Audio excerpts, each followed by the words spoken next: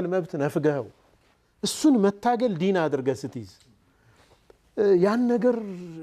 ተግባራዊ ስታደርግ እሱ ላይ ጫና ስታደርግ እሱን ስትሳደብ ወይም እሱን ስታናንቅ ያንተን ስታጎን እዚህ ውስጥ ምን ፈልገህ ነው ሐቂቃ አላህ ተፈልጎበት ከሆነ እንዲህ አይነት ነገር እንድትሄድ አላህ አይፈቅድም መንገዱንም ጭምር ነው የሚከለክልህ ምክንያቱም الغايه لا تبرر الوسيله ግብህ ትክክል መሆን መንገድህን ትክክል አያደርገው በሐራም ገንዘብ አመጣ ሰደቃ መስጠት አትችልም በቃ this is Islam የሰው ገንዘብ ሰርቀህ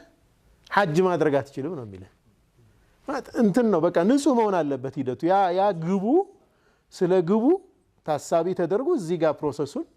መጥፎ ማድረግ አትችልም ህገወጥ ማድረግ አትችልም ስለዚህ መሐመድ እንዳነሳው አንድ ሐሳብ ይበቃል እላለሁ እኔ በደንብ ውስጣችን ከገባ አላህ ተውፊቅ ይስጠን አንድ ኮንሴፕት የእስልምና አንድ አሁን ከነዚህ መንዚላዎች ውስጥ ከነዚህ ፌርማታዎች ውስጥ አንዱ መኖር አይበቃም አጥብቀን ይዘን አንዷን ብንኖራት ህይወት ይቀየራል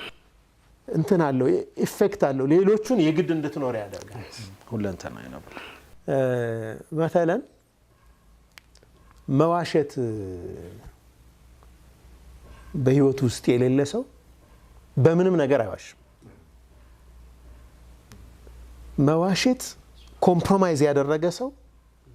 የሆነ ቦታ ከዋሸ ሌላ ቦታ ይቀለዋል ኮምፕሮማይዝ ማድረግ ፕሪንሲፕሎቹን መርሆቹን ችላ ማለት ተላመደ ትንሽ ትልቅ ስለሆነ አይደለም ስርቆት 5 ሳንቲም የሰረቀ ሰው ከዛ በላይ የመስረቅ አቅም አለው 5 ሳንቲምም የማያነሳ ሰው ምንም ነገር ቢመጣ ላይበገር ይችላል ኦኬ እንትን ነው ማለት የመርህ ጥያቄ ነው ማለት ነው አላህን ነው ምፈልግ እኔ መጨረሻ ጀነት ነው ግቤ ያለ ሰው እዛ በኋላ ያሉ ነገሮች ከዛ አንፃር ነው የሚያቸው ካሁን በፊት አንስጨላችሁ ይሆናል ዶክተር ያሲር ቃዲ አሜሪካ ውስጥ አሉ ከሚባሉት ዳዒዎች ነው እሱ